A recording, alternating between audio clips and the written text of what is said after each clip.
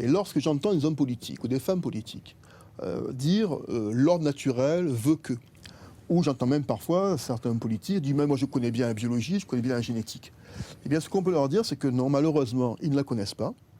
Donc la première précaution à prendre serait de ne pas invoquer ces connaissances qu'ils n'ont pas, peut-être de se documenter, le livre ou d'autres d'ailleurs peuvent être une source d'inspiration pour eux.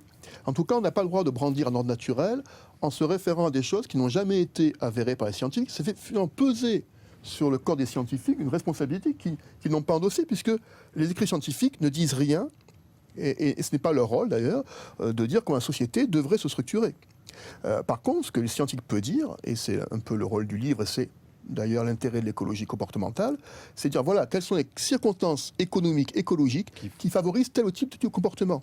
Et évidemment, si nous travaillons dans la société pour donner un rôle aux femmes plus important, un rôle actif, un rôle économique plus important, il va s'ensuivre des transformations.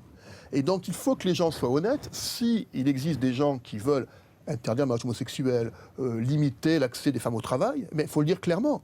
Et pas se réfugier de prétendues exigences biologiques ou ordre naturel qui n'existent pas.